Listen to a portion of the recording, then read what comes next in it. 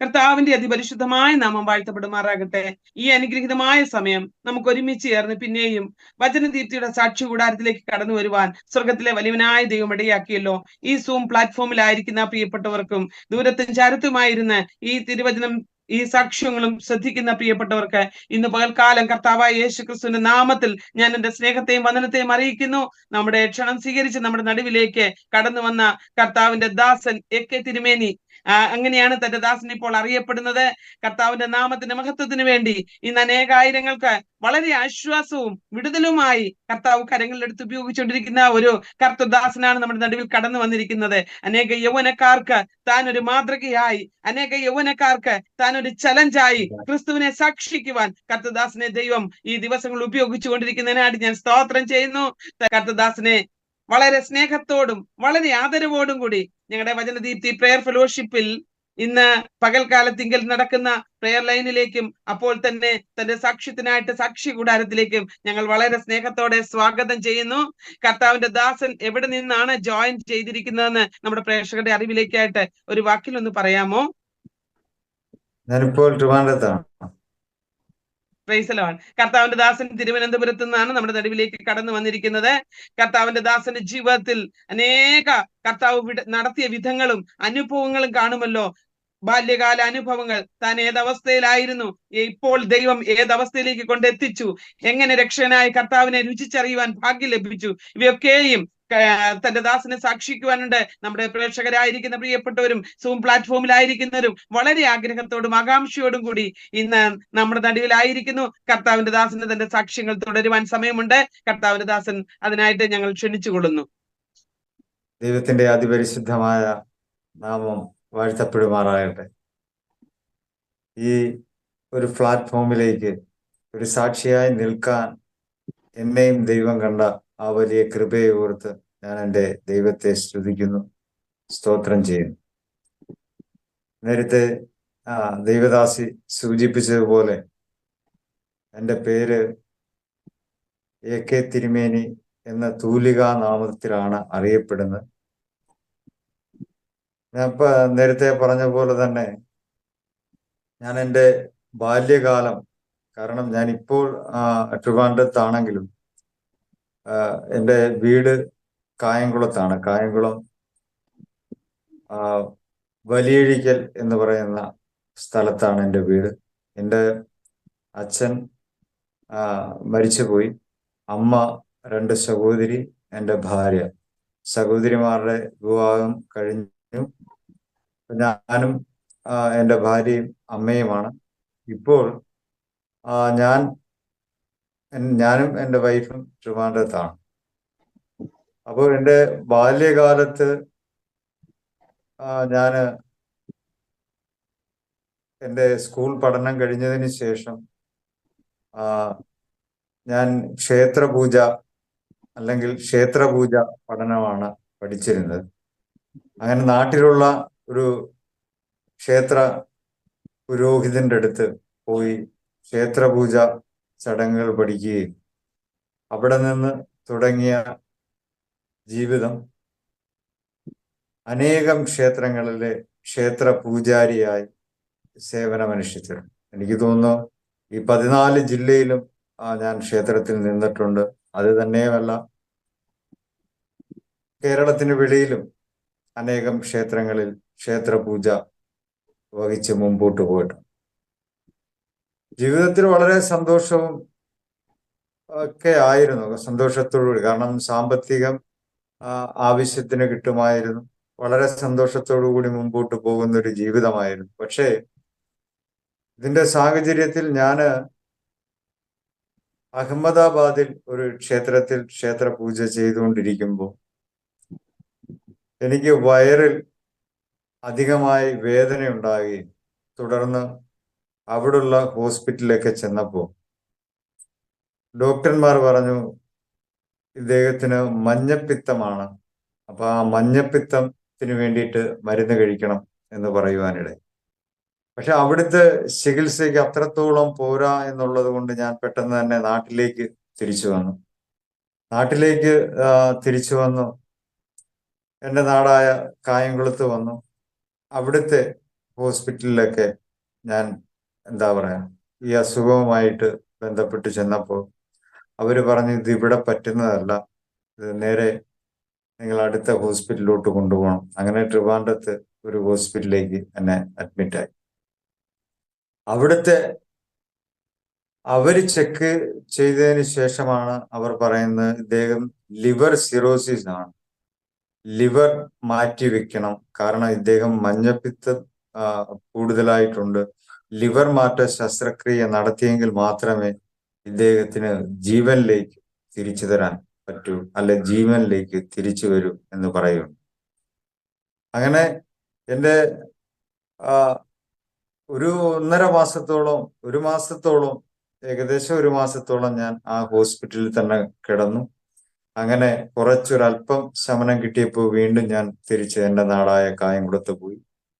വീണ്ടും കേരളത്തിന് വെളിയിലോട്ടുള്ള ക്ഷേത്രങ്ങളൊക്കെ വിട്ടിട്ട് നാട്ടിൽ തന്നെ വീണ്ടും ക്ഷേത്രങ്ങളിലേക്ക്, അടുത്തുള്ള ക്ഷേത്രങ്ങളിലേക്ക് വീണ്ടും ക്ഷേത്ര പൂജയുമായി മുൻപോട്ട് പോയി. കാരണം ശരീരത്തിന് ഒരല്പം ശമനം കിട്ടി. ആ രീതിയിൽ വീണ്ടും ഞാൻ ക്ഷേത്രത്തിലോട്ടൊക്കെ പോകുമായിരുന്നു. അപ്പൊ വീണ്ടും എൻ്റെ ബന്ധുമിത്രാദികളും അല്ലെങ്കിൽ എൻ്റെ സൗഹൃദങ്ങളൊക്കെ തന്നെ എൻ്റെ ഈ ലിവർ മാറ്റി വെക്കണം എന്നുള്ള വ്യവസ്ഥകളൊക്കെ നാട്ടിലൊക്കെ ഇങ്ങനെ പരന്നു. ആ സമയത്ത് എൻ്റെ ബന്ധുമിത്രാദികളൊക്കെ തന്നെ ഞാൻ വിശ്വസിച്ചും അല്ലെ ഞാൻ ആരാധിച്ചു കൊണ്ട് നടന്ന എല്ലാ ദൈവങ്ങളുടെയും, അന്ന് ഞാൻ വിശ്വസിച്ചിരുന്ന ദൈവങ്ങളിലേക്ക് മുമ്പിൽ പോയി ഹൈന്ദവ വിശ്വാസം അനുസരിച്ച് പല പല പൂജകളും പല പല വഴിപാടുകളും, മരണത്തെ ജയിക്കുവാൻ മൃത്യുഞ്ജയ ഹോമങ്ങളും ഒക്കെ ഹൈന്ദവ വിശ്വാസം അനുസരിച്ച് പല പല ക്ഷേത്ര ആചാര ചടങ്ങുകളും നടത്തി മുൻപോട്ട്. ഇപ്പൊ ഞാൻ ഈ സാക്ഷ്യം പറയുമ്പോൾ ഒരു മതത്തെ വ്രണപ്പെടുത്താനോ അല്ലെങ്കിൽ മറ്റുള്ള മതത്തെ പറ്റി ഉയർത്താനല്ല എൻ്റെ സാക്ഷ്യം.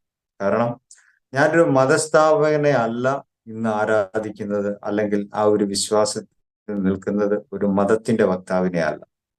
കാരണം എൻ്റെ ജീവിതത്തിൽ അനേകം ക്ഷേത്രങ്ങളും ക്ഷേത്ര പൂജകളുമായി ഞാൻ മുമ്പോട്ട് പോകുന്ന സാഹചര്യം പലവർക്കും വേണ്ടി അവരുടേതായ ദോഷങ്ങൾക്ക് വേണ്ടി പരിഹാരങ്ങൾ ചെയ്തു നടന്ന എൻ്റെ ജീവിതത്തിൽ ഒരു പ്രതികൂല സാഹചര്യം കടന്നു വരുവാനിടയായി.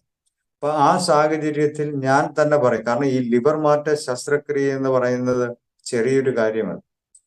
കാരണം ലിവർ മാറ്റ ശസ്ത്രക്രിയക്ക് ഏകദേശം അധികമായി സാമ്പത്തികങ്ങൾ ഒത്തിരി വേണം. കാരണം ഈ പറയപ്പെടുന്ന സാഹചര്യത്തിൽ ഈ എന്താ പറയാ ലിവർ മാറ്റ ശസ്ത്രക്രിയക്ക് ഇത്ര രൂപ വേണമെന്ന് പറയുമ്പോൾ പോലും എൻ്റെ കയ്യിൽ സാമ്പത്തികം ഇല്ലാതിരിക്കുന്ന സാഹചര്യമാണ്. കാരണം അത് ഉണ്ടായിരുന്നതൊക്കെ ഈ പറയപ്പെടുന്ന ഹോസ്പിറ്റലിൽ ആദ്യമേ തന്നെ. പിന്നെ ഈ ലിവർ മാറ്റ ശസ്ത്രക്രിയ നടത്തുവാൻ വേണ്ടിയിട്ടുള്ള പണങ്ങളും കയ്യിലില്ല. പിന്നെ അധികം ക്ഷേത്രങ്ങളിലും ബന്ധുമിത്രാദികളൊക്കെ തന്നെ പല ക്ഷേത്രങ്ങളിലും അന്നദാനങ്ങളും മറ്റുള്ള വഴിപാടുകളും ഒക്കെയായി മുമ്പോട്ട് പോയി.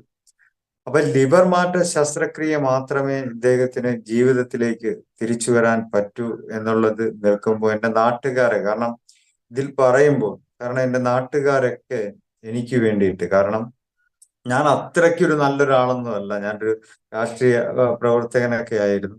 പക്ഷെ എങ്കിലും ഒരു നല്ലൊരു മനുഷ്യൻ എന്താ പറയാ അല്ല. പക്ഷെ എങ്കിൽ പോലും എൻ്റെ നാട്ടുകാരൊക്കെ എനിക്ക് വേണ്ടി, അല്ലെങ്കിൽ അദ്ദേഹത്തിന്റെ ജീവിതത്തിലേക്ക് മുൻപോട്ട് വരുവാൻ വേണ്ടി നാട്ടുകാരൊക്കെ ഒത്തുകൂടി. കാരണം ഒരു 31 ലക്ഷത്തിൽ രൂപ അധികമായി എനിക്ക് വേണ്ടി വരും. അപ്പൊ അതിനു വേണ്ടിയിട്ട് അവര് പഞ്ചായത്ത് അടിസ്ഥാനത്തിൽ, കാരണം ഞാൻ ആറാട്ടുപുഴ എന്ന് പറയുന്ന പഞ്ചായത്തിലാണ്, ആ പഞ്ചായത്ത് അടിസ്ഥാനത്തിൽ അവര് ഒരു കളക്ഷനൊക്കെ നടത്തി. കാരണം ലിവർ മാറ്റ ശസ്ത്രക്രിയ വരുവാണെങ്കിൽ അദ്ദേഹത്തിന് ലിവർ മാറ്റി വെക്കണം എന്നുള്ള രീതിയിലൊക്കെ. കാരണം ഇത് ഞാനിപ്പോ പറയാൻ കാരണം എന്ന് വെച്ച് കഴിഞ്ഞാൽ തന്നെ, കാരണം ഒരു നാട് മൊത്തം അറിഞ്ഞൊരു വിഷയത്തെ പറ്റിയാണ് ഞാൻ സംസാരിക്കുന്നത്. കാരണം ഒരാൾക്കും അറിയാൻ പറ്റാത്തൊരു സാഹചര്യമല്ല ഞാൻ ഈ പറയുന്നത്. അത് കേൾക്കുന്നവർക്ക് മനസ്സിലാകാൻ വേണ്ടിയിട്ട് ഒരു നാട് ഒരുമിച്ച് എനിക്ക് വേണ്ടി നിന്ന സംഭവങ്ങളാണ് ഈ പറയുന്നത്.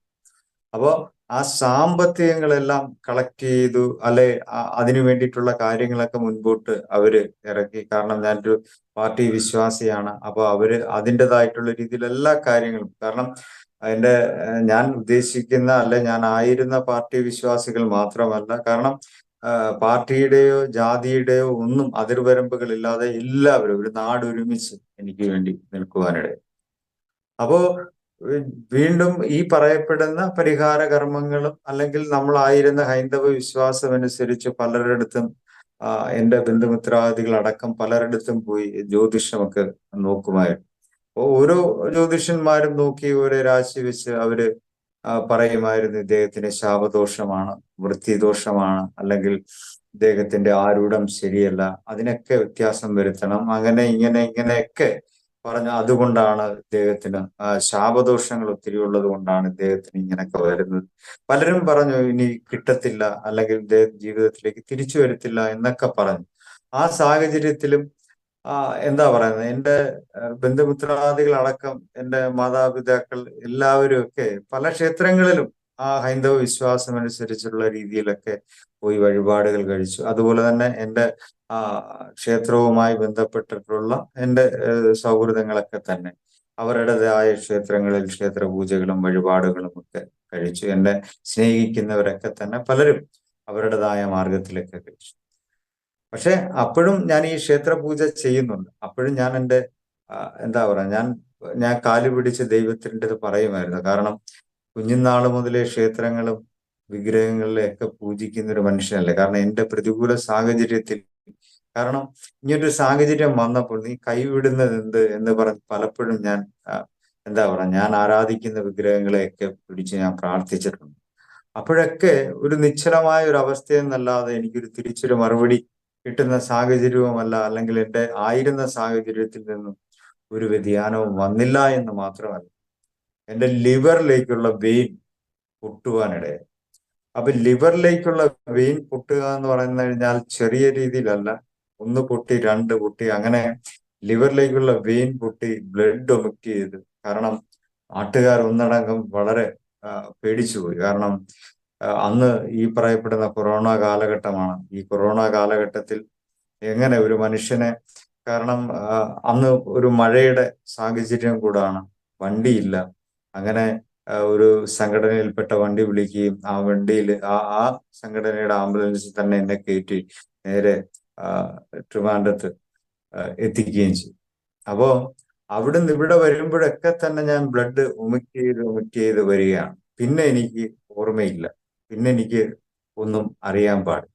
പിന്നെ ഞാൻ അറിഞ്ഞിട്ടുള്ളത് എൻ്റെ ദൈവത്തിന്റെ, അല്ലെ ദൈവം എന്നെ കരം പിടിക്കുന്ന കാര്യങ്ങൾ മാത്രമേ എനിക്ക് ഓർമ്മയുള്ളൂ. കാരണം അതിനിടയിൽ നടന്ന സംഭവങ്ങളൊക്കെ എന്ന് വെച്ച് കഴിഞ്ഞാൽ, ഡോക്ടർമാര് അവിടെ ചെന്ന് കഴിഞ്ഞപ്പോഴത്തേക്ക് ഡോക്ടർമാർ ഒരു കാര്യം പറയുകയുണ്ടായി. കാരണം ഇദ്ദേഹത്തിന് ലിവർ മാറ്റ ശസ്ത്രക്രിയക്ക് നേരിട്ട് വെച്ചിരുന്ന ഒരു മനുഷ്യനാണ്. ലിവർ മാറ്റ ശസ്ത്രക്രിയ നടത്തേണ്ട ഒരു മനുഷ്യനാണ്. കാരണം അതുകൊണ്ട് ലിവർ മാറ്റ ശസ്ത്രക്രിയ ഇപ്പോൾ പോലും സാമ്പത്തികമുണ്ടെങ്കിലും, അല്ലെങ്കിൽ ആ ലിവർ മാറ്റ ശസ്ത്രക്രിയ മൃതസഞ്ജീവനിയിൽ പേര് രജിസ്റ്റർ ചെയ്തിട്ടുണ്ട്, പക്ഷെ അതിന് ആപ്റ്റായി ലിവർ വന്നിട്ടില്ല.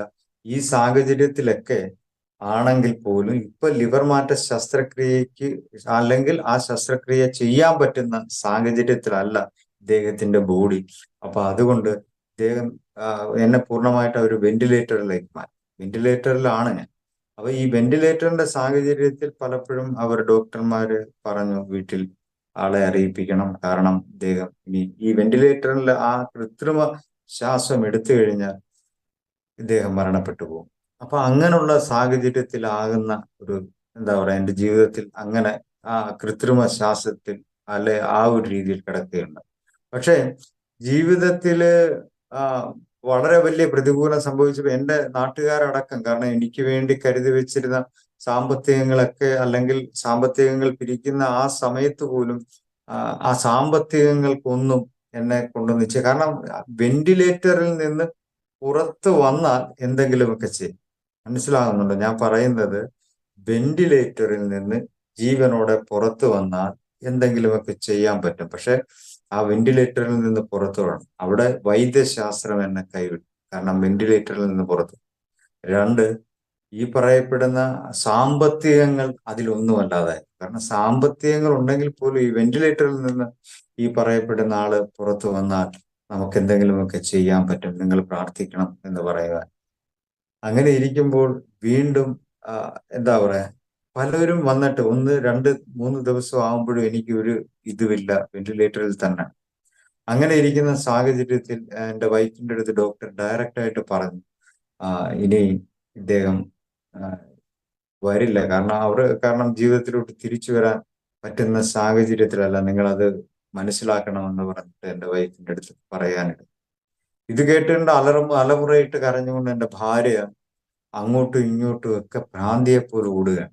ഇത് കണ്ടുകൊണ്ട് നിൽക്കുന്ന നമ്മുടെ സൗഹൃദങ്ങളും അല്ലെങ്കിൽ എൻ്റെ ബന്ധുക്കളും ഒക്കെ ഉണ്ട്. പക്ഷേ ആ സാഹചര്യത്തിൽ അവൾ കരഞ്ഞുകൊണ്ട് പോകുമ്പോൾ ഒരു അവരുടെ റിലേഷനിൽപ്പെട്ട ഒരു അമ്മ വന്നിട്ട് പറഞ്ഞു, മോളെ ഒരു നമ്പർ ഞാൻ തരാം, നിങ്ങള് ഈ നമ്പറിൽ ഒരു പാസ്റ്റർ ഉണ്ട്, ആ പാസ്റ്ററെ വിളിച്ചാൽ അവരുടെ സഭ പ്രാർത്ഥിക്കും, പാസ്റ്ററൊക്കെ പ്രാർത്ഥിക്കുമ്പോൾ ഈ വെന്റിലേറ്ററിൽ കിടക്കുന്ന ഭർത്താവിനെ പുറത്തു കൊണ്ടുവരും, ദൈവം അത്ഭുതം ചെയ്യും എന്നൊക്കെ പറഞ്ഞപ്പോ അവള് പറഞ്ഞു, അയ്യോ എന്റെ ഭർത്താവ് പൂജാരിയാണ്, അത് തന്നെയല്ല പാസ്റ്റർമാരുമായിട്ടുള്ള യാതൊരു ബന്ധവുമില്ല, ഞങ്ങൾക്ക് അറിയത്തില്ല.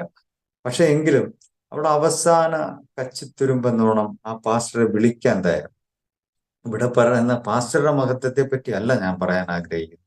പക്ഷെ ആ അമ്മ കൊണ്ടു കൊടുത്ത ഒരു ട്രാക്ട്, കാരണം നമുക്കറിയാം ഇപ്പൊ നമ്മൾ വിശ്വാസകോളത്തിലുള്ളവർ ഇത് കേൾക്കുന്നുണ്ടെങ്കിൽ മനസ്സിലാക്കേണ്ടത്, ഒരാളുടെ പ്രതികൂല സാഹചര്യങ്ങളിൽ നിൽക്കുമ്പോൾ നമ്മൾ അവരുടെ അടുത്ത് നമ്മൾ അറിഞ്ഞ ദൈവത്തെ പറയാൻ നമുക്ക് മനസ്സുണ്ടാകും. കാരണം ആ അമ്മ തകർന്നു പോന്നു, ഡോക്ടർമാർ കൈവിട്ടു, നമ്മള് ക്ഷേത്രങ്ങളിലെ ക്ഷേത്ര പൂജാരിയെ, പുരോഹിതന്മാർ അവരെല്ലാരും കൈവിട്ടു, കാരണം ജീവിതത്തിലേക്ക് തിരിച്ചു വരാൻ പറ്റുന്ന സാഹചര്യത്തിലല്ല. പക്ഷെ ആ സാഹചര്യത്തിൽ പോലും അവിടെ മടി കൂടാതെ, കാരണം അവര് വന്ന് പറയാം, നിങ്ങളുടെ എല്ലാ വിഷയങ്ങളും തീർന്നിട്ടുണ്ട്, കാരണം നിങ്ങളുടെ എല്ലാ പരിഹാര കർമ്മങ്ങളും എല്ലാം കഴിഞ്ഞ്, അല്ലെങ്കിൽ ഇനി ഒന്നും ചെയ്യാൻ പറ്റാത്ത സാഹചര്യത്തിലാണ്. ഈ സമയത്ത് നിങ്ങൾ ഈ നമ്പറിൽ ഒന്ന് വിളിച്ചാൽ നിങ്ങളുടെ ജീവിതത്തിൽ ഒരു അത്ഭുതം ചെയ്യുമെന്ന് അവർ പറയുവാൻ തയ്യാറായപ്പോൾ ഈ പാസ്റ്ററിന്റെ നമ്പറിൽ വിളിക്കുന്നു.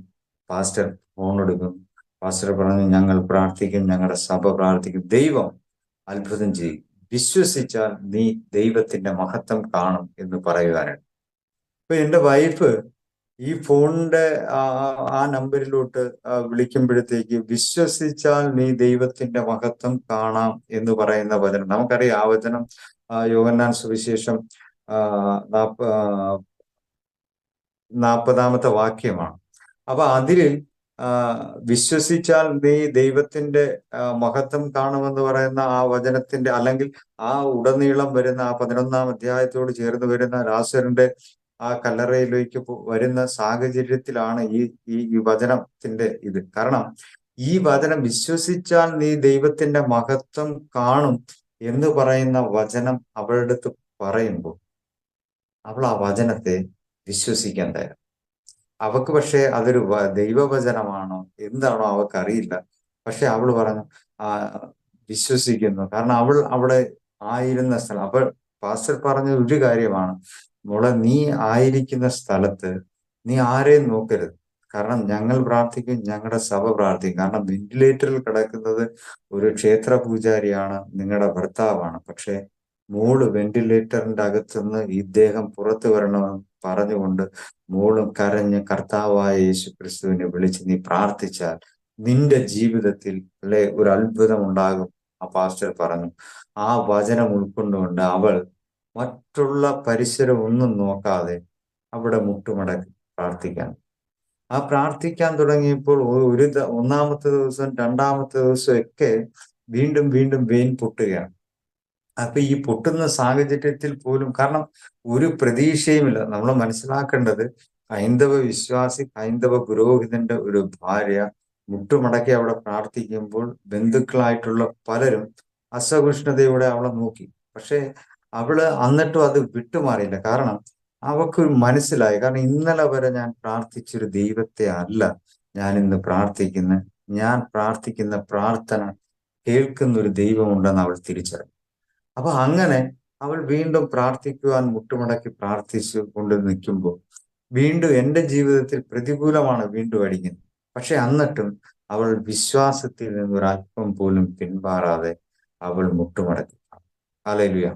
അങ്ങനെ ആ മുട്ടുമടക്കി അവൾ അവിടെ നിന്ന് പ്രാർത്ഥിച്ചു കഴിഞ്ഞപ്പോൾ, കാരണം വെന്റിലേറ്ററിൽ ഈ മരണത്തോട് മല്ലിട്ട് കിടക്കുകയാണ്, ആ സാഹചര്യത്തിലാണ് ഈ പറയപ്പെടുന്ന പ്രാർത്ഥന നടക്കുന്നത്. പക്ഷെ അതിൻ്റെ ഇടയിൽ എനിക്ക് കൊറോണ കൂടെ ഇടപെട്ടു. ആ വെന്റിലേറ്ററിൽ നിന്ന് തന്നെ കൊറോണ കൂടെ വന്നു. അപ്പൊ അവര് പറഞ്ഞു കൊറോണ അറിയാം, ആന്തരിക അവയവങ്ങൾക്ക് എന്തെങ്കിലും കംപ്ലൈന്റ് ഉണ്ടെങ്കിൽ ഈ കൊറോണ ഇവിടെ വന്നാൽ വീണ്ടും ഒട്ടും ഒരു രക്ഷയില്ല. ഇതൊക്കെ നാട്ടിലൊക്കെ അറിഞ്ഞ് നാട്ടിൽ എന്റെ വീടൊക്കെ വൃത്തിയാക്കി. കാരണം ആംബുലൻസിൽ എന്നെ മരിച്ചു മരവിച്ച് എന്റെ ശരീരം കൊണ്ടുവരുന്നതും കാത്ത് പലരും അവിടെ നിന്നിട്ടുണ്ടാവും. കാരണം അത്രയ്ക്ക് സീനായ സാഹചര്യമാണ്. അപ്പോ ഈ സാഹചര്യത്തിന്റെ നടുവിലും ഒരു ഭ്രാന്തിയെ പോലെ അവൾ മുട്ടുമടക്കി എന്റെ വൈഫ് അവിടെ നിന്ന് പ്രാർത്ഥിച്ചു. പ്രാർത്ഥിച്ചപ്പോൾ ആ പ്രാർത്ഥന കേട്ടപ്പോൾ, കാരണം വെന്റിലേറ്ററിൽ കിടക്കുന്ന എന്റെ അടുത്തേക്ക്, കാരണം വിശ്വസിക്കുന്നവർക്ക് വേണ്ടി മാത്രം വ്യാപരിക്കുന്ന ദൈവത്തിന്റെ അളവറ്റ ശക്തി വെന്റിലേറ്ററിലേക്ക് ഇറങ്ങി. ഹല്ലേലൂയ. ആ വെന്റിലേറ്ററിലേക്ക് ഇറങ്ങി വന്ന ആ ദൈവ ചൈതന്യം ഞാൻ കാണുകയും, അല്ലെങ്കിൽ എന്നെ ആ ഒരു വെളിച്ചം കൊണ്ട് മൂടുകയും, എന്നെ ഒരു പ്രത്യേക ലോകത്തേക്ക്, അല്ലെങ്കിൽ ആ ഒരു പ്രത്യേക അനുഭവത്തിലേക്ക് എന്നെ മാറ്റി. എനിക്ക് അത് പറയുമ്പോൾ, അല്ല ആ സാക്ഷ്യത്തോട് ചേർന്ന് നിന്ന് ഞാൻ ആ സംസാരിക്കുമ്പോൾ, ഇപ്പോൾ സംസാരിച്ചുകൊണ്ടിരിക്കുമ്പോൾ പോലും എനിക്ക് ആ ഒരു ഫീല് എന്നിൽ നിന്ന് വിട്ടുമാറുന്നില്ല. കാരണം അത്രയ്ക്കൊരു അനുഭവമാണ് ഞാൻ വെന്റിലേറ്ററിൽ നിന്ന് മനസ്സിലാക്കണം. എന്റെ നാട്ടിൽ ഈ പറയപ്പെടുന്ന ചർച്ചുകളില്ല, പെന്തക്കോസ് അങ്ങനെയുള്ള ആരാധനകളൊന്നും ഇല്ലാത്തിടത്തു നിന്നാണ് ദൈവം എന്നെ കണ്ടത്. ആ വെന്റിലേറ്ററിന്റെ അകത്ത് ദൈവത്തിന്റെ ശക്തി ഇറങ്ങി. ആ ദൈവത്തിന്റെ ശക്തി ഞാൻ അവിടെ തിരിച്ചറിഞ്ഞപ്പോ എനിക്കൊരു കാര്യം മനസ്സിലായത്, കാരണം വിഗ്രഹങ്ങളിൽ ഒതുങ്ങി നിൽക്കുന്നതല്ല ദൈവ ചൈതന്യമെന്ന് എനിക്ക് അവിടെ ആ വെന്റിലേറ്ററിൽ കടന്ന് എനിക്ക് തിരിച്ചറിയാൻ പറ്റി. കാരണം വെന്റിലേറ്ററിൽ കിടന്നപ്പോ എനിക്ക് മനസ്സിലായി, കാരണം വിഗ്രഹ സ്വാധീനങ്ങൾ, ദൈവ ചൈതന്യം ഇറങ്ങി വരുന്നിടത്ത് വിഗ്രഹ സ്വാധീനങ്ങൾക്ക് പിടിച്ചു നിൽക്കാൻ പറ്റില്ല എന്ന് എനിക്ക് ആ വെന്റിലേറ്ററിന്റെ അകത്ത് വെച്ചാൽ മനസ്സിലായി. ഇവിടെ നിന്നും എന്നെ ലാസറിനെ 4-ാമത്തെ ദിവസമാണ് പുറത്തു കൊണ്ടുവന്നെങ്കിൽ എന്റെ ദൈവം എന്നെ 7-ാമത്തെ ദിവസം അത്ഭുതകരമായി വെന്റിലേറ്ററിന്റെ പുറത്ത് എന്നെ കൊണ്ടുവന്നു. വീണ്ടും ചികിത്സകൾ വീണ്ടും ആരംഭിച്ചു. ഒരു 3 ദിവസം കഴിഞ്ഞപ്പോഴത്തേക്ക് വീണ്ടും എന്റെ ബോഡി ഒന്ന് സ്റ്റേബിളായി. അപ്പോഴത്തേക്ക് എന്നെ വീട്ടിൽ പോകാൻ തുടങ്ങി. അപ്പോൾ എന്റെ സഹോദരിയുടെ വീടായ വട്ടപ്പാറയിലേക്കാണ് എന്നെ മാറ്റുന്നത്. അവിടെ ഇരിക്കുമ്പോൾ എന്റെ ഭാര്യ എന്നെ കാണാതെ പലപ്പോഴും ഒരു സൂം മീറ്റിംഗ് കാണുന്നുണ്ട്. അത് അപ്പുറത്തെ സൈഡിൽ നിന്ന് കാണുന്നെങ്കിലും അതിന്റെ സൗണ്ട് ചില സമയത്ത് ഞാൻ ഇങ്ങനെ കേൾക്കാറ്. അപ്പോ എന്റെ പഴയ ഓർമ്മകൾ, കാരണം വെന്റിലേറ്ററിൽ വെച്ച് എനിക്ക് ദൈവം കുറെ ദർശനങ്ങളൊക്കെ കാണിച്ചിട്ടാണ് എന്നെ ആ വെന്റിലേറ്ററിൽ നിന്നും പുറത്തു കൊണ്ടു. അപ്പൊ ഈ ശബ്ദത്തെ മനസ്സിലായി കഴിഞ്ഞപ്പോൾ ഈ ശബ്ദം ഞാൻ എവിടെയോ കേട്ടിട്ടുണ്ട് എന്ന് എനിക്ക് മനസ്സിലായി. പക്ഷെ ഇതിനിടയ്ക്ക് ആ ദൈവദാസന്റെ അടുത്ത്, അല്ലെങ്കിൽ അന്ന് പ്രാർത്ഥിക്കാൻ വിളിച്ച ദൈവദാസന്റെ അടുത്ത് എന്റെ വൈഫ് ഒരു കാര്യം പറഞ്ഞു. കാരണം ഇത് എന്റെ ഭർത്താവാണ്, അല്ലെ എന്റെ ഭർത്താവിനെ പുറത്തു കൊണ്ടുവന്ന കർത്താവായ യേശു ക്രിസ്തു ആണെന്ന് എനിക്കറിയാം. പക്ഷെ ഇത് പറയുമ്പോൾ എന്റെ ഭർത്താവ് അത് വിശ്വസിക്കണമെന്നില്ല. കാരണം പുള്ളി ഒരു ക്ഷേത്ര പുരോഹിതനാണ്, അനേകം ക്ഷേത്രങ്ങളിലെ പൂജാരിയായി നിന്നൊരു മനുഷ്യനാണ്. അപ്പൊ അതുകൊണ്ട് എന്റെ ഭർത്താവ് ഇത് എങ്ങനെ വിശ്വസിക്കുമെന്ന് അറിയത്തില്ല. പക്ഷെ എനിക്ക് വിശ്വാസമുണ്ട്. ഞാൻ പ്രാർത്ഥിച്ച് എന്റെ ദൈവം അത്ഭുതം ചെയ്തതാണെന്ന് എനിക്കറിയാം. പക്ഷെ അദ്ദേഹത്തിന്, അപ്പൊ ആ അഭിഷേകമുള്ള ദൈവദാസൻ അവരുടെ അടുത്ത് പറഞ്ഞൊരു പദമുണ്ട്. കാരണം ദൈവമാണ് പുറത്തു കൊണ്ടുവരുന്നതെങ്കിൽ, ദൈവമാണ് അദ്ദേഹത്തെ വെളിയിൽ കൊണ്ടുവരുന്നുണ്ട്. നിങ്ങൾ ആരും പറഞ്ഞു കൊടുക്കേണ്ട കാര്യമില്ല. അതെല്ലാം അറിഞ്ഞതിന് ശേഷമേ അവൻ പുറത്തു വരൂ എന്ന് ദൈവദാസൻ പറയുവാനിടെ. അപ്പൊ ഈ ശബ്ദത്തെ, അപ്പുറത്ത് നിന്ന് എന്തോ ഒരു മീറ്റിംഗ് കാണുന്ന, അല്ലെ സൂം മീറ്റിംഗ് കാണുന്ന ശബ്ദത്തെ, ആ ശബ്ദം എനിക്ക് തിരിച്ചറിയാം. ഞാൻ പറഞ്ഞു അതൊന്നും എന്നെ ഒന്ന് കൊണ്ട് കാണിക്കണം എന്ന് പറഞ്ഞപ്പോൾ ഒരു ദൈവദാസൻ അവിടെ നിന്ന് ഇങ്ങനെ സംസാരിക്കും. ഞാൻ പറഞ്ഞു ഇദ്ദേഹത്തിനെ ഞാൻ ദൈവദാസനെന്ന് ഇന്നാണ് ഞാൻ പറയുന്നത്, അന്ന് എനിക്ക് അറിയില്ല. അപ്പൊ ഇദ്ദേഹത്തെ ഞാൻ എവിടെ വെച്ചാൽ കണ്ടിട്ടുണ്ട്, എനിക്ക് ഇദ്ദേഹത്തിന്റെ അടുത്ത് നിന്ന് പോകണം. അപ്പൊ എന്നെ കാണിച്ച ദർശനങ്ങൾ, ഒരു സഭ കാണിച്ചു, അല്ലെ ആ സഭയിലെ ആയിട്ടുള്ള വഴികളൊക്കെ എന്നെ കാണിച്ചു തന്നിട്ടുണ്ട്. പിന്നെ യേശു ജീവിക്കുന്നു എന്ന് പറയുന്ന ഒരു ബോർഡ് ഞാൻ കണ്ടതാണ്. അപ്പൊ ഇതൊക്കെ കാണണമെന്ന് വിചാരിച്ചിരുന്നു ഞാൻ ഈ ദൈവദാസനെ വിളിച്ചു. കാരണം അവൾ ഞെട്ടിപ്പോയി. കാരണം എനിക്കിത് കാണണം എന്ന് പറയുമ്പോൾ അവൾ ആഗ്രഹിച്ച് പ്രാർത്ഥിച്ചൊരു വിഷയത്തെയാണ് ഞാൻ പറയുന്നത്. അവൾ പറഞ്ഞെങ്കിൽ കുഴപ്പമില്ല, നമുക്ക് ആ ദൈവദാസനെ വിളിക്കാം. അങ്ങനെ ആ ദൈവദാസനെ വിളിച്ചു. നേരെ ആ സഭയിലേക്ക് കുറച്ച് ദിവസം കഴിഞ്ഞപ്പോൾ ആ സഭയിലേക്ക് കടന്നു നിന്നപ്പോഴത്തേക്ക് എന്റെ ദർശനത്തിൽ എന്നെ ദൈവം കാണിച്ച അതേ സ്ഥലം. കാരണം വചനം പറയുന്നു, ഞാൻ തന്നെ വഴിയും സത്യവും ജീവനുമാകുന്നു, എന്നിൽ വിശ്വസിക്കുന്നവർ മരിച്ചാലും ജീവൻ. ഹല്ലേലൂയ. ആ വഴി, ആ ചർച്ചിലേക്കുള്ള വഴി ഞാൻ സ്വപ്നത്തിൽ കണ്ട അതേ വഴി. ഞാൻ ചർച്ചിലോട്ട് നടന്ന് ചെല്ലുമ്പോൾ തന്നെ ആ ബോർഡ്, യേശു ജീവിക്കുന്നു, പുൽപ്പറ്റിൽ എഴുതി വെച്ച് യേശു ജീവിക്കുന്നു, ആ ബോർഡ് ഞാൻ സ്വപ്നത്തിൽ കണ്ട അതേ ബോർഡ്. അവിടെ നിന്നും ആ കസേരകൾ, അവിടെ നിന്ന് ആ കസേരയുടെ കളറ് പോലും ഞാൻ സ്വപ്നത്തിൽ കണ്ടതാണ്. അവിടെ നിന്നിട്ട് തിരിഞ്ഞു നോക്കുമ്പോൾ അവിടെ പ്രാർത്ഥനയ്ക്ക് വേണ്ടിയിരുന്ന ചില മുഖങ്ങൾ എനിക്ക് വേണ്ടി പ്രാർത്ഥിച്ചവരാണെന്ന് ഞാൻ തിരിച്ചറിഞ്ഞു. ഹല്ലേലൂയ. അവിടെ ഒരു സഭ പിന്നെ ശ്രദ്ധയോടുള്ള, കാരണം ഒരു ശ്രദ്ധയോടുള്ള പ്രാർത്ഥന ദീനക്കാരനെ സൗഖ്യമാക്കുമെന്ന് വചനം പറയുന്നുണ്ടെങ്കിൽ, ആ സഭയുടെ ശ്രദ്ധയോടുള്ള പ്രാർത്ഥന എന്താ പറയാ, അത് എന്റെ ജീവിതത്തിൽ അനുഭവമായത്. കാരണം ഒരു സഭ, കാരണം ഞാനിത് പറയുമ്പോഴത്തേക്ക് ഒരു സഭയുടെ പ്രാർത്ഥന എനിക്കുണ്ടായിരുന്നു. പക്ഷെ അവരിൽ പ്രാർത്ഥിക്കുന്നവരെ തിരിച്ചറിഞ്ഞ് എനിക്ക് മനസ്സിലാക്കാൻ പറ്റും, ഇന്നവർ എനിക്ക് വേണ്ടി പ്രാർത്ഥിച്ചിട്ടുണ്ടായിരുന്നു എന്ന് എനിക്ക് തിരിച്ചറിയാൻ പറ്റും.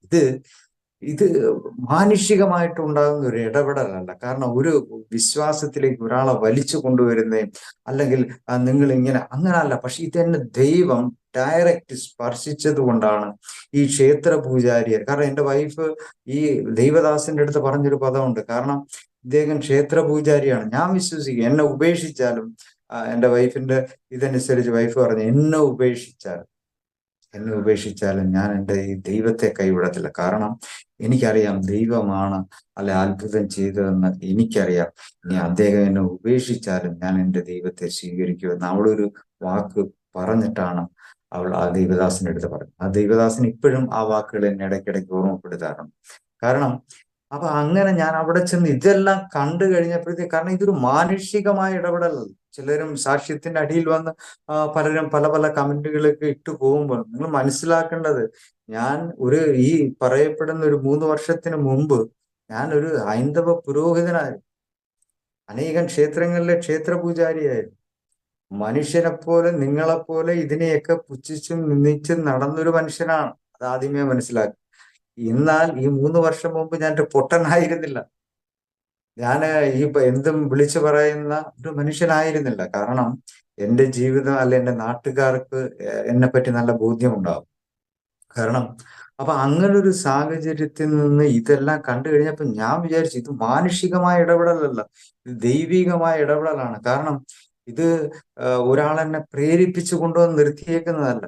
ഇത് പിന്നെ വചനം പഠിച്ചപ്പോഴത്തേക്കാണ് പിതാവ് ആകർഷിക്കാതെ ആരും വരുന്നില്ല എന്നുള്ളത് പിന്നെയാണ് എനിക്ക് മനസ്സിലായത്. പക്ഷെ ഇത് ആ ദൈവത്തിന്റെ അവിടെ വന്ന് നിന്ന് കഴിഞ്ഞപ്പോൾ ഞാൻ പാസ്റ്റർ അടുത്ത് ചോദിക്കുന്ന ഒരു മറുപടി ഇതാണ്: ഞാൻ ഈ വിശ്വാസത്തിലേക്ക് വരണമെങ്കിൽ എന്തൊക്കെ ചെയ്യണം, എന്തൊക്കെ മാർഗങ്ങളാണ് ഞാൻ ഈ കാരണം എൻ്റെ നാട്ടിൽ ഇതുപോലൊരു ചർച്ചില്ല, അല്ലെ ഇതുപോലൊരു ആരാധനയില്ല, ഇതൊന്നും ഞങ്ങൾക്കറിയില്ല, പരിചയമില്ല.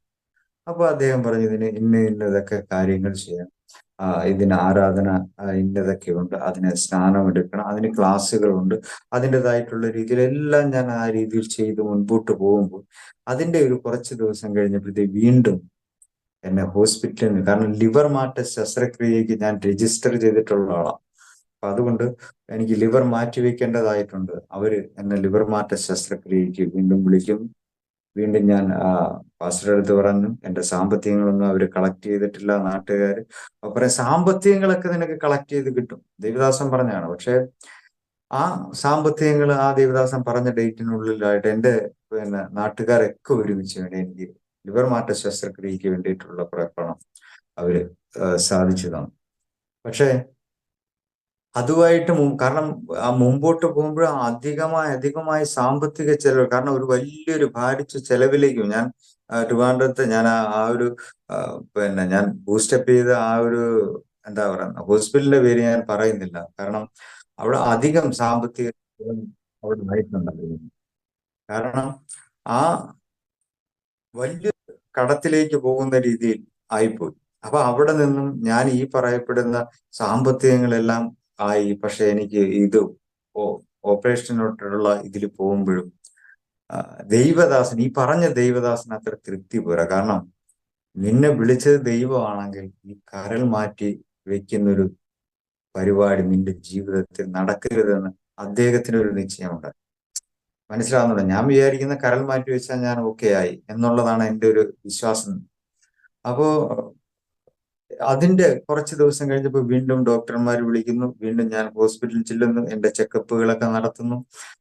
വീണ്ടും ഡോക്ടർമാർ പറയുന്നു, നിങ്ങളൊരു കാര്യം ചെയ്യും, അടുത്ത ലിവറിൽ വരുമ്പോൾ നിങ്ങളെ വിളിക്കും. വീണ്ടും അങ്ങനെ കുറെ വട്ടം അങ്ങനെ അങ്ങനെ പോയപ്പോഴും ദൈവദാസന് യാതൊരുവിധ എന്താ പറയാ ഒരു ഇതുമില്ല. മാനസികമായ അദ്ദേഹത്തിന് തൃപ്തനല്ലായിരുന്നു.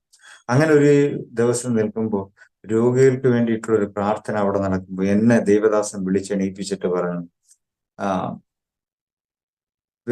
നിന്റെ കരൾ മാറ്റി വെക്കേണ്ടി വരത്തില്ല, നീ വിശ്വസിക്കുന്നു. ഞാൻ പറഞ്ഞു, ഞാൻ വിശ്വസിക്കും. വിശ്വസിച്ചാൽ നീ ദൈവത്തിന്റെ മഹത്വം കാണും. അതിന്റെ 3-ാമത്തെ ദിവസം വീണ്ടും വിളിക്കുന്നു. വീണ്ടും ഞാൻ ആ ഹോസ്പിറ്റലിലോട്ട് വീണ്ടും കടന്നു പോകും. ലിവറിന്റെ തൊട്ടുള്ള ആ വെയിനൊക്കെ നോക്കുന്നു. അവരെല്ലാ ചെക്കപ്പും കാര്യങ്ങളും നടത്തിയിട്ട് പറഞ്ഞു, ഇപ്പൊ തൽക്കാലം കുഴപ്പമില്ല, നിങ്ങളെക്കാൾ സീരിയസ് ആയിട്ടുള്ള വേറെ ആൾക്കാരുണ്ട്, അവരിലോട്ട് ഈ ലിവർ മാറ്റുകയാണ് നിങ്ങൾ തൽക്കാലം. അപ്പൊ ഏറ്റവും നമ്പർ 1 സ്റ്റേജിൽ അടുത്തത് എന്റേത് എന്നുള്ളിടത്ത് നിൽക്കുന്ന സാഹചര്യത്തിൽ നിന്നാണ് എന്നെ ബാക്കിലോട്ട് കൊണ്ടുപോകണം. അപ്പോ ഈ 2.5 വർഷം അല്ലെങ്കിൽ ഈ 3 വർഷത്തോട്ട് അടുക്കുന്നു. കാരണം അന്ന് ഞാൻ ലിവർ മാറ്റി വെക്കണ്ട എന്ന്, അല്ല ഇപ്പൊ നിങ്ങൾക്ക് വേണ്ട, അല്പസമയം പോട്ടെ എന്ന് പറഞ്ഞ സാഹചര്യത്തിൽ ഞാൻ വീണ്ടും ഈ 14 ജില്ലകളിൽ പോയിട്ട് ദൈവം എന്നെ വെന്റിലേറ്ററിൽ നിന്ന് പുറത്തിറക്കിയ അത്ഭുതത്തെ പറ്റി ഞാൻ 14 ജില്ലയോടൊന്ന് സാക്ഷ്യം പറഞ്ഞു. അതുപോലെ തന്നെ പല തെരുക്കോണിൽ നിന്ന് പറഞ്ഞു. കാരണം എന്റെ ദൈവം എന്നെ പുറത്തെടുത്തി കൊണ്ടുവന്ന എന്നെ ദൈവം ചെയ്ത, എനിക്ക് വേണ്ടി ചെയ്ത അത്ഭുതങ്ങൾ ഞാൻ പലരിടത്തും പറയുവാനിടയായി. അങ്ങനെ അത് കഴിഞ്ഞതിന് ശേഷമാണ് വീണ്ടും ചെന്നപ്പോൾ നിങ്ങൾ 1 വർഷം കൂടെ കഴിഞ്ഞാൽ മതി എന്ന് പറഞ്ഞു. വീണ്ടും 2 വർഷം കടന്നുപോയി. ഇപ്പൊ 3 വർഷത്തിലേക്ക്. എനിക്കൊരു കാര്യമാണ്, കാരണം ദൈവം എന്നെ പുറത്ത് ഞാൻ വിശ്വസിക്കും ലിവർ മാറ്റ ശസ്ത്രക്രിയ. കാരണം എന്റെ ഈ ഡോക്ടർമാർ ചിന്തിക്കുന്നതും അല്ല ഡോക്ടർമാർ പറയുന്ന വ്യവസ്ഥ അനുസരിച്ച് എനിക്ക് 20% ലിവർ പ്രവർത്തിക്കുന്നുള്ളൂ, അല്ലെങ്കിൽ ലിവറിന്റെ പ്രവർത്തനം 20% ഉള്ളൂ. കാരണം ഈ സാഹചര്യത്തിൽ ഒരു മനുഷ്യൻ എണീറ്റ് നടക്കാൻ പറ്റുന്ന സാഹചര്യത്തിലല്ല.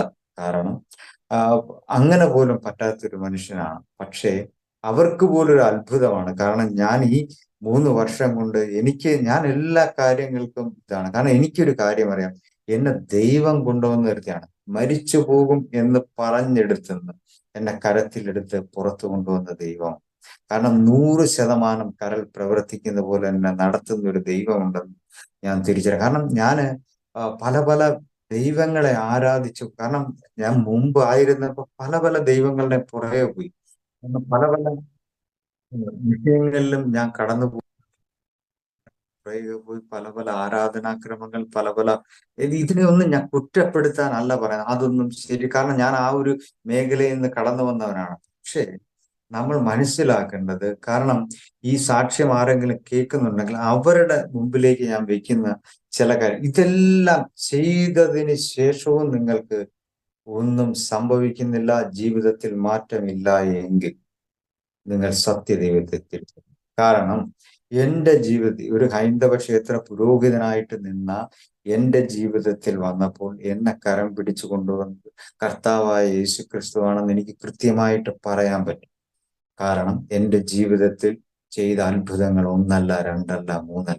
കാരണം തീർന്നു പോകും, അല്ലെ അവൻ മരിച്ചു എന്ന്, അതായത് വെന്റിലേറ്ററിൽ പോലും കൊറോണ വന്ന് തകർന്നു പോകുമെന്ന് പറഞ്ഞ സാഹചര്യത്തിൽ എന്നെ ദൈവം കരം പിടിച്ച് ഇത്രത്തോളം ഞാൻ വിശ്വാസത്തിന്റെ പാതയിലാണ്. കാരണം ദൈവം അത്ഭുതങ്ങൾ ചെയ്യാൻ, കാരണം ഇന്ന് ജീവിക്കുന്ന ഒരേ ഒരു ദൈവമേ ഉള്ളൂ, അത് കർത്താവായ യേശു ക്രിസ്തുവാണ്. അന്ന് ഞാൻ മരണത്തെ അഴിക്കുവാൻ വേണ്ടി മൃത്യുഞ്ജയ ഹോമങ്ങളും പരിഹാരാദി കർമ്മങ്ങളും ചെയ്തപ്പോൾ ഇന്ന് ഞാൻ ഇപ്പൊ ഈ 3 വർഷമായി നിൽക്കുമ്പോൾ ഒരു കാര്യം പറയാം, മരണത്തെ ജയിച്ചവൻ ഒരുവനെയുള്ളൂ, മൃത്യുഞ്ജയനായവൻ ഒരുവനെയുള്ളൂ, അത് കർത്താവായ യേശു ക്രിസ്തുവാണ്. നമുക്കറിയാവുന്ന കർത്താവായ യേശു ക്രിസ്തുവിനെ കുരിശിലേറ്റിയത് മാത്രമേ അറിയുള്ളൂ, പുറത്തു വന്നത് നിങ്ങൾ അറിഞ്ഞില്ല. അതാണ് വിഷയം. കാരണം ഞാനും പണ്ട് അങ്ങനെ അറിയും.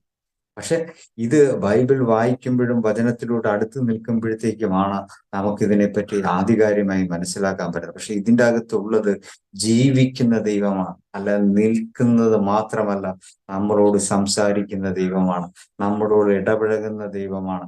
നമ്മൾ എന്ത് ചോദിച്ചാലും അതിന് മറുപടി തരുന്നൊരു ദൈവം അത് കർത്താവായ യേശു ക്രിസ്തു മാത്രമാണ്. കാരണം ഞാൻ ഒത്തിരി ഒത്തിരി പൂജകളും പരിഹാര കർമ്മങ്ങളും ഒക്കെ ചെയ്തവനും ചെയ്യിപ്പിച്ചവനുമാണ്. പക്ഷെ എന്റെ ജീവിതത്തിൽ പ്രതികൂലം വന്നപ്പോൾ ആരുമില്ല, കർത്താവായ യേശു ക്രിസ്തു. ഇത് ഒരു മതപരിവർത്തനത്തിന് വേണ്ടി പറയല്ല. ഞാൻ എൻ്റെ നാട്ടുകാരടക്കം, എന്നോട് ചേർന്ന് നിന്നവരടക്കം വിരോധമായി പല പല കാര്യങ്ങളൊക്കെ പറയാം. പക്ഷെ അവരോടൊന്നും എനിക്ക് എതിർപ്പില്ല. കാരണം ഞാനും വേറൊരാളായിരുന്നെങ്കിൽ ഞാനും അങ്ങനെ പറഞ്ഞു. പക്ഷെ ചിലരൊക്കെ പറഞ്ഞിരുന്നുണ്ട്, ആ അവൻ ഏതായാലും അവന്റെ ഇഷ്ടത്തോളം അവൻ മാറിയല്ലോ, പക്ഷെ കുഴപ്പമില്ല, അവൻ സന്തോഷമായി ജീവിക്കുന്നുണ്ടോ, അങ്ങനെ ചിലര് പറയുന്നെങ്കിലും ചിലർക്ക് ബുദ്ധിമുട്ടുണ്ടാകും. അവരെ ഞാൻ മറ്റുള്ള രീതിയിൽ പറയുന്നില്ല. കാരണം ഞാനും ആയിരുന്നെങ്കിൽ ഒരുപക്ഷെ ചിലപ്പോൾ ഞാൻ അങ്ങനെ പറഞ്ഞു പോയാലും. പക്ഷേ ഇതിന്റെ നിജസ്ഥിതി നിങ്ങളും, കാരണം നിങ്ങളും ഒരിക്കൽ ഇതെല്ലാം അറിയും. കാരണം മറ്റൊരുത്തനും രക്ഷയില്ല. നാം രക്ഷിക്കപ്പെടുവാൻ ആകാശത്തിന് കീഴിൽ മനുഷ്യരുടെ ഇടയിൽ നൽകപ്പെട്ട ഏക നാമം അത് കർത്താവിന്റെ നാമം മാത്രമാണ്. കാരണം അനേക ക്ഷേത്രങ്ങളിലെ ക്ഷേത്ര പൂജ ചെയ്തൊരു മനുഷ്യനാണ്. ഇപ്പോൾ എന്റെ ഈ സാക്ഷ്യം കാണുമ്പോൾ തന്നെ പലരും എന്റെ പൂജ ചെയ്തുകൊണ്ടിരുന്നവരും അവരും ഇവരും ഒക്കെ വിളിക്കുമ്പോഴും എനിക്ക് ഒന്നേ പറയാനുള്ളൂ, തെറ്റിലായിരുന്നു ഞാൻ, സത്യത്തിൽ ഞാൻ എത്തിത്തീർന്നു.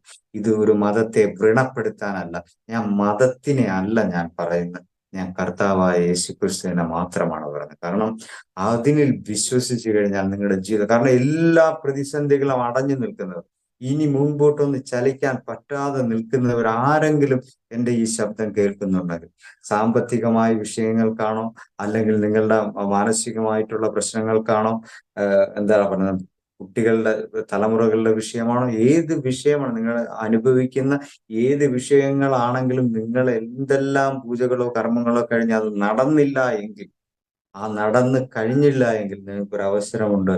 നിങ്ങൾ കർത്താവായ യേശു ക്രിസ്തുവിനെ നിങ്ങൾ എടുത്തു വരണം. അവിടെ നിങ്ങളൊന്ന് മുട്ടുമടക്കാൻ തയ്യാറാണെങ്കിൽ ജീവിതത്തിൽ അത്ഭുതം ചെയ്തു തരുന്ന ഒരു ദൈവമുണ്ടെന്ന് എനിക്ക് ആർജവത്തോടെ പറയാൻ പറ്റും. കാരണം ഞാൻ കൊണ്ടു നടന്നതും ഞാൻ ആരാധിക്കുന്ന ദൈവങ്ങളെല്ലാം ശത്രു നിഗ്രഹമാണ് പറയുന്നതെങ്കിൽ, ഇത് ശത്രുക്കളെ പോലും സ്നേഹിക്കുന്ന ഒരു ദൈവം. ഹല്ലേലൂയ. ജീവിതത്തിൽ ഞാൻ അങ്ങനെ പറഞ്ഞു കഴിയുമ്പോൾ ഒത്തിരി ഒത്തിരി കാര്യങ്ങൾ എടുത്തു പറയേണ്ടതായിട്ടുണ്ട്. പക്ഷെ ഞാൻ അതൊന്നും പറയാൻ നിൽക്കുന്നില്ല. എൻ്റെ ജീവിതത്തിൽ ഈ പ്ലാറ്റ്ഫോം തന്ന് ഞാൻ ഇതിൻ്റെ അകത്തൂടെ സംസാരിക്കുമ്പോൾ എൻ്റെ ജീവിതമാണ് ഇവിടെ എന്ന് പറയാം, അല്ലാതെ മറ്റൊന്നുമല്ല പറയുന്നത്. ഇന്ന് 3.5 വർഷം മുമ്പ് എന്റെ ജീവിതത്തിൽ കർത്താവ് ചെയ്ത അത്ഭുതത്തെ പറ്റിയാ പറയാം.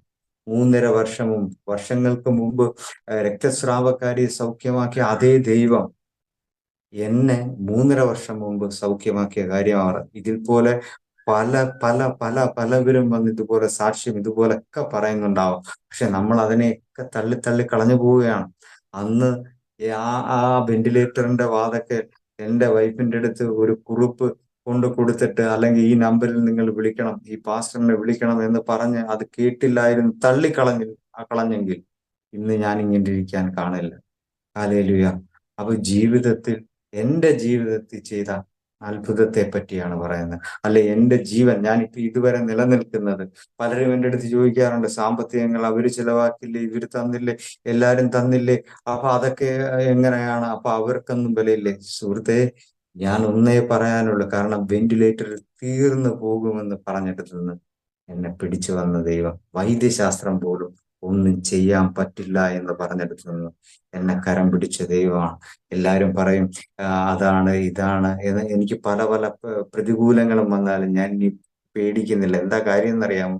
കാരണം മുമ്പ് ഞാൻ ആയിരുന്നെങ്കിൽ, മരിച്ചു പോയിരുന്നെങ്കിൽ ഞാൻ എവിടെ പോകും? പക്ഷെ ഇന്ന് മരിച്ചു പോയാൽ എനിക്കൊരു പ്രത്യാശയുണ്ട്, ഞാൻ എവിടെ പോകും? അപ്പൊ ആ പ്രത്യാശയിലാണ് എൻ്റെ ജീവിതം. എൻ്റെ ഈ സാക്ഷ്യം നിങ്ങളുടെ ജീവിതത്തിൽ അനുഗ്രഹമായി തീരാൻ വേണ്ടി ഞാൻ പ്രാർത്ഥിക്കുന്നു. കാരണം മരണത്തെ മരണത്തിലൂടെ തീർക്കാൻ വേണ്ടി പിശാച് പദ്ധതി ഇട്ടെടുത്തു നിന്നാണ് ദൈവം എന്നെ അത്ഭുതകരമായി പുറത്തു കൊണ്ടു.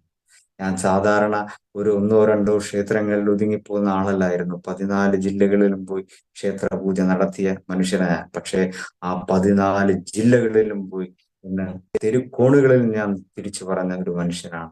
കാരണം എൻ്റെ ജീവിതം മറ്റുള്ളത് എന്തിനേക്കാൾ, എൻ്റെ മറ്റുള്ള ഒന്നിനേക്കാൾ. കാരണം പല പുച്ഛങ്ങളും പരിഹാസങ്ങളും ഒക്കെ ഉണ്ട്. ഞാൻ ഇപ്പോഴും റെന്റിനെടുത്ത് എൻ്റെ നാട്ടിൽ പോലും നിൽക്കാതെ ഞാൻ റെന്റിന് ഒരു വീടെടുത്തിട്ട് ഞാൻ ഇവിടെ താമസിക്കുകയാണ്.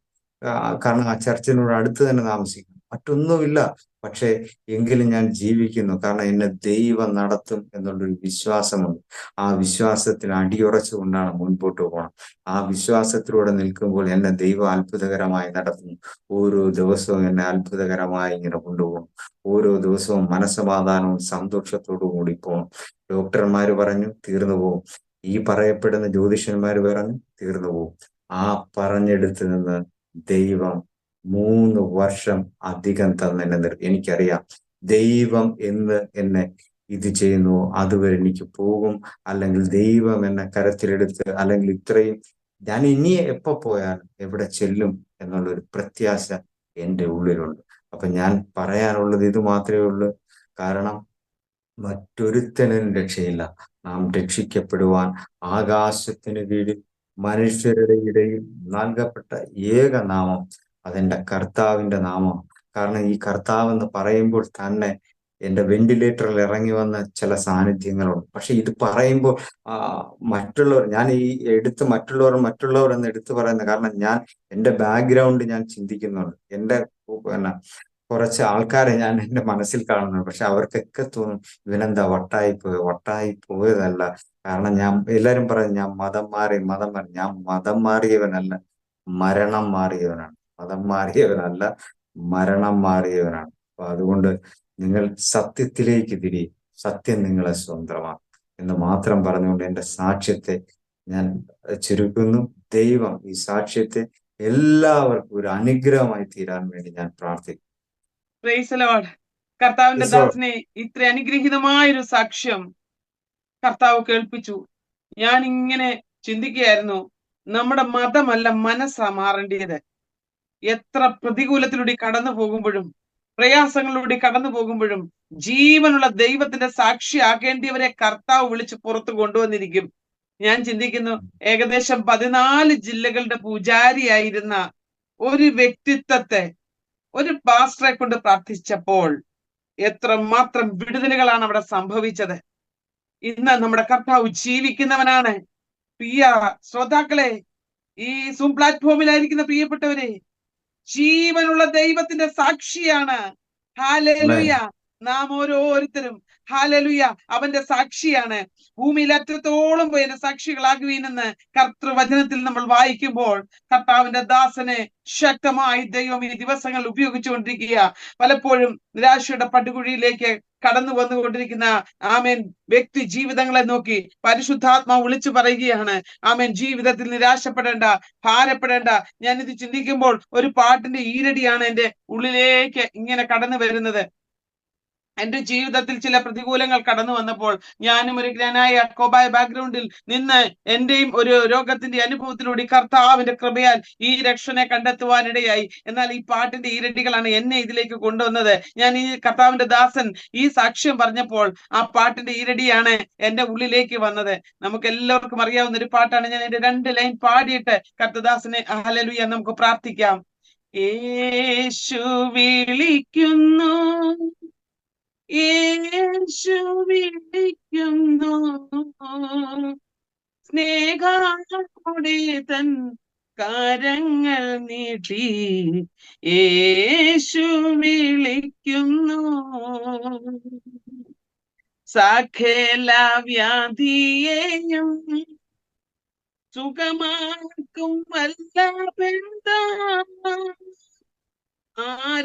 ആരായിരുന്നാലും ഭേദങ്ങളെന്നിയെ കൃപയാൽ തന്നെ കാത്തിടും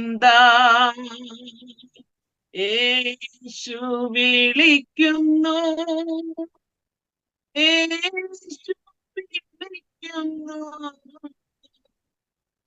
സ്നേഹമോടെ തൻ കരങ്ങൾ നീട്ടി യേശു വിളിക്കുന്നു.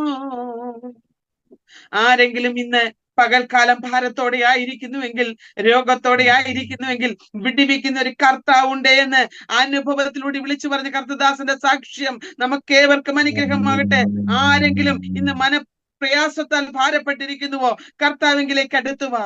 മനക്ലേശം നേരിടുമ്പോൾ ബലം നീനക്കു നൽകും.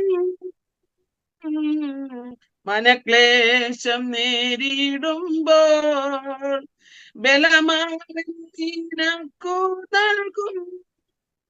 അവനിൻ വെളിച്ചവും രക്ഷയുമാകയാൽ താമസമെന്നേ നീ വന്നിടുക. യേശു വിളിക്കുന്നു, യേശു വിളിക്കുന്നു, സ്നേഹമോടെ തൻ കരങ്ങൾ നീട്ടി യേശു വിളിക്കുന്നു. സ്നേഹമോടെ തൻ കരങ്ങൾ നീട്ടി യേശു വിളിക്കുന്നു. ഞാൻ ഈ പാട്ട് പാടാൻ കാരണം, ആമേൻ, കർത്താവിന്റെ ദാസനൊക്കെ തിരുമേനിയുടെ ഭാര്യ രോഗിയായി കിടന്നപ്പോൾ ഇങ്ങനെ പാസ്റ്ററോട് ഒരു വാക്ക് പറഞ്ഞു, ഞാൻ വിശ്വസിക്കുന്നു, എന്നാൽ എന്റെ ഭർത്താവ് വിശ്വസിക്കുമോ എന്ന് എനിക്കറിയില്ല. ഞാൻ പറയട്ടെ, നിർബന്ധത്താലല്ല ഈ വിശ്വാസത്തിലേക്ക് വരുന്നത്. വിളിച്ചവന്റെ വിളി കേട്ടിട്ട് വിശ്വസ്തരായി നാം ഇറങ്ങുമ്പോൾ സകല രോഗത്തെയും വ്യാധിയെയും മനസ്സിലെ സകല ക്ലേശങ്ങളെയും നിരാശകളെയും മാറ്റിത്തരുന്നൊരു കർത്താവ് ഇന്ന് നമ്മുടെ നടുവിലുണ്ട്. ഈ സൂം പ്ലാറ്റ്ഫോമിലായിരിക്കുന്ന ആരെങ്കിലും ഇന്ന് ഈ സാക്ഷ്യം കേട്ടിട്ട് ഇനി നിരാശരായി മടങ്ങരുത്. ജീവിപ്പിക്കുന്ന സാക്ഷ്യം. 30 കോടി ദേവന്മാരെ ആരാധിച്ചു, ആരും രക്ഷ കൊടുക്കാതിരുന്നപ്പോൾ നമുക്ക് വേണ്ടി അവസാനത്തെ തുള്ളി രക്തം വരെയും, ആമേൻ, അവസാനത്തെ തുള്ളി രക്തം വരെയും പ്രാണൻ ഈ രക്തത്തിൽ കിടക്കുമ്പോൾ ആ ഒരു തുള്ളി രക്തം പോലും തന്റെ ശരീരത്തിൽ ശേഷിപ്പിക്കാതെ അവൻ നമുക്ക് വേണ്ടി നമ്മുടെ പ്രാണനെ നേടേണ്ടതിന് തന്റെ പ്രാണനെ നമുക്ക് വേണ്ടി മറുവിലയായി തന്നു. കണ്ടാൽ സുന്ദരനായവൻ, കണ്ടാൽ ആളല്ലാത്ത രൂപം, തന്റെ പുറം അടികൊണ്ട് ഉഴവ് ചാലുപോലെ കീറി, തന്റെ കന്നത്തടിച്ച് മുഖത്ത് തുപ്പി, ഇരു കൈകാലുകളിൽ ആമേൻ ആണികൾ തറച്ച് മുൾക്കിരീടധാരിയാക്കി, അല്പവസ്ത്രധാരിയായി, ആമേൻ, അതെ രാജാവേ ജയ ജയ എന്ന് കളിയാക്കിക്കൊണ്ടിരുന്നവൻ ഇന്നും നമ്മോട് വിളിച്ചു പറയുന്നു, നീ ഭാരപ്പെടണ്ട, ഞാൻ നിന്നോട് കൂടെയുണ്ട്. നീ ക്ഷീണിച്ചു പോകണ്ട. നിന്റെ പ്രതികൂലത്തിൽ, നിന്റെ മനസ്സിന്റെ തകർച്ചയിൽ ഞാൻ നിന്നോട് കൂടെയുണ്ട്. ഇന്ന് നിന്നെ അനുഭവിക്കുന്നു, ഭാരം അനുഭവിക്കുന്നു, ക്രിസ്തുവിനെ പ്രതി നീ കഷ്ടം അനുഭവിച്ച് പാളയത്തിന്റെ പുറത്ത് പോകേണ്ടി വന്നാലും ലജ്ജിക്കരുത്. ഈ നാമം ധരിച്ച് എന്റെ കർത്താവിനെ മഹത്വീകരിക്കുക എത്രയേ വേണ്ടിയത്. ആകയാൽ ഇന്ന് ഈ അനുഭവ സാക്ഷ്യം കർത്താവിന്റെ ദാസനിലൂടെ കേട്ടിരിക്കുമ്പോൾ, ഈ സാക്ഷ്യം കേൾക്കുന്ന പ്രിയപ്പെട്ടവരെ, വചനദീപ്തിയുടെ സാക്ഷ്യ കൂടാരത്തിന്റെ പ്രേക്ഷകരെ, ഞാൻ നിങ്ങളോട് ആത്മാർത്ഥയോടെ പറയട്ടെ, ഇന്നും ജീവിപ്പിക്കുന്ന സാക്ഷ്യമുണ്ട്, ഇന്ന് നിലനിർത്തുന്ന ഹല്ലേലൂയ ദൈവ സാന്നിധ്യമുണ്ട്. അതുകൊണ്ട് അവൻ ആരെയും കൈവിടുന്നില്ല. യേശു നിങ്ങളെയും വിളിക്കുന്നു. ഈ സകല അനുഭവത്തിന് നടുവിലും വിടിവിപ്പാൻ ശക്തനായവൻ അവന്റെ സാന്നിധ്യം വെളിപ്പെടുത്തുന്നു. ആ കുലത്തിന്റെ വേളകളിൽ ആശ്വാസം നൽകി തന്നുകൊണ്ട് ഹല്ലേലൂയ യേശുവിനെ അറിയുന്നവന് വിടുതലുണ്ട് എന്ന് ആമേൻ അനുഭവിച്ചറിയുവാൻ കർത്താവ് ഇടയാക്കുന്നതിന് അടിയൻ സ്തോത്രം. നമുക്കൊരു നിമിഷം കർത്തദാസിന് വേണ്ടി പ്രാർത്ഥിക്കാം. കർത്താവേ, അങ്ങയുടെ അഭിഷിക്തനെ അങ്ങയുടെ കരങ്ങളിലേക്ക് സമ്പൂർണ്ണമായിട്ട് ഞങ്ങൾ താഴ്ത്തി ഏൽപ്പിക്കട്ടെ. കർത്താവേ, ഒരു പൂജാരിയായിരുന്നവൻ, ദൈവത്തെ പ്രസാദിപ്പിച്ച് അനേകർക്ക് വേണ്ടി ഒരു പുരോഹിത ശുശ്രൂഷ ചെയ്തുകൊണ്ടിരുന്ന തന്റെ ദാസനെ ഈ ദിവസങ്ങൾ വിളിച്ചു വേർതിരിച്ചു. ഒരിക്കലും പ്രതീക്ഷിക്കാത്ത നിലയിൽ രോഗോപശാന്തിയോടുകൂടി വെളിപ്പെടുന്ന കർത്താവിന്റെ സാന്നിധ്യം വെളിപ്പെടുത്തി പൂർണ്ണ വിടുതൽ നൽകി കർത്താവ് ഇന്ന് നിർത്തിയിരിക്കുകയായി സ്തോത്രം. ഒരു ദൈവദാസനെ ആമേൻ. വിളിച്ചു പ്രാർത്ഥിപ്പിക്കുവാൻ ഒരിക്കലും അത് നടക്കത്തില്ലാത്ത കാര്യമെങ്കിലും ദൈവമേ, ലോകസ്ഥാപനത്തിന് മുൻപേ അങ്ങനെ ഒരു അവസ്ഥ അങ്ങ് കർത്തൃത്വത്തിനിലൂടെ കണ്ടിരുന്നല്ലോ. ആ മകളെ അതിനൊരുക്കിയനായിട്ട് സ്തോത്രം. ദൈവമേ, ആ ദൈവസഭയെ ഹല്ലേലൂയ കർത്തദാസനെ ഒരുക്കിയനായിട്ട് സ്തോത്രം. ഇന്ന് അനേകായിരങ്ങൾക്ക് ദൈവമേ അങ്ങയുടെ ദാസന്റെ സാക്ഷ്യം ആശ്വാസവും ക്രിസ്തുവിലേക്ക് അടുപ്പിക്കുന്നതിന് കാരണമാക്കണമേ. അജ്ഞാനികളെ ജ്ഞാനികളാക്കുന്ന ദൈവത്തിന്റെ വചനം, ഹല്ലേലൂയ. ഭോഷന്മാരെ ഹല്ലേലൂയ ആമേൻ ബലവാന്മാരാക്കും, ബുദ്ധിയുള്ളവരാക്കുന്ന ദൈവത്തിന്റെ വചനം, ആമേൻ കുലഹീനമായതും നികൃഷ്ടമായതുമായ അനുഭവത്തിൽ നിന്ന് മറ്റുള്ളവരോടുകൂടി ശ്രേഷ്ഠമേറിയ പദവിയിലേക്ക് നൽകി ആനയിക്കുന്ന ദൈവം ഇന്ന് പകലിലും തന്റെ ദാസന്റെ ജീവിതത്തിൽ അത്ഭുതങ്ങൾ പ്രവർത്തിച്ചതിനായിട്ട് ഞങ്ങൾ നന്ദി പറഞ്ഞേൽപ്പിക്കുന്നു. ആമേൻ. കർത്താവേ, അങ്ങ് പ്രവർത്തിക്കണമേ. തന്റെ കുടുംബത്തെ, തന്റെ കുടുംബ ജീവിതത്തെ ദൈവം അനുഗ്രഹിക്കണം, ധന്യകരമാക്കുന്നതിനായിട്ട് സ്തോത്രം. തുടർന്നും പിതാവേ, തനിക്ക് അങ്ങ് തന്നെ ഹല്ലേലൂയ ബുദ്ധി പറഞ്ഞ ആലോചന കൊടുത്ത് നടത്തണമേ. തിരുവിഷ്ടം തന്നിൽ നിവർത്തിക്കണമേ. ഒരിക്കലും കർത്താവെ അവിടുത്തെ നാമം ധരിച്ചിട്ട് ഹല്ലേലൂയ പിന്നെ നിന്ദിക്കപ്പെട്ട് പുറകോട്ട് പോകാൻ അനുവദിക്കാതെ ശക്തിയേറിയ ശുശ്രൂഷയ്ക്കായി ഒരു ഏലിയാവിന്റെ മേൽ പകർന്ന ശക്തിയല്ലേ എലീശയ്ക്ക് ഇരട്ടി പകർന്നതുപോലെ തന്റെ അഭിഷിക്തന്റെ മേൽ ഇന്ന് പകൽ വേള ഇരട്ടി ശക്തിയെ പകർന്ന് ആത്മാവിന്റെ ബലത്തിൽ ആമേൻ മുന്നേറുവാൻ കർത്തൃത്വത്തിനെ സഹായിച്ചാട്ടെ. ഞങ്ങൾ ഒരുമിച്ച് ചേർന്ന് ഈ പ്ലാറ്റ്ഫോമിലായിരിക്കുന്ന പ്രിയപ്പെട്ടവരെല്ലാവരും ഒരുമിച്ച് ചേർന്ന് പിതാവിന്റെയും പുത്രന്റെയും പരിശുദ്ധാത്മാവിന്റെ നാമത്തിൽ അങ്ങയുടെ വൃത്തിനെ അനുഗ്രഹിച്ച് പ്രാർത്ഥിക്കുകയാണ്. കുടുംബമായി അനുഗ്രഹിക്കപ്പെടുവാൻ സഹായിക്കണം, നൽവരങ്ങളാൽ നിറയ്ക്കണം. പ്രാർത്ഥന കേട്ടതിനായി സ്തോത്രം. യേശു ക്രിസ്തുവിൻ വിലയേറിയ നാമത്തിൽ ചോദിക്കുമ്പോൾ ദൈവം കേൾക്കണം. സ്വർഗീയ നല്ല പിതാവേ, ആമേൻ, ആമേൻ, ആമേൻ, ആമേൻ. താങ്ക് യു ബ്രദറെ. ഞങ്ങളുടെ നടുവിലേക്ക് കടന്നു വന്ന് ഇത്ര അനുഗ്രഹീതമായ ഒരു സാക്ഷ്യം നൽകി തരുവാൻ ആമേൻ സമയം വേർതിരിച്ച് തിരക്കുകളുടെ നടുവിലും സമയം വേർതിരിച്ചതിന് നന്ദി പറയുന്നു. കർത്താവ് ധാരാളമായിട്ട് അനുഗ്രഹിക്കുമാറാകട്ടെ. Maranatha. God bless you all.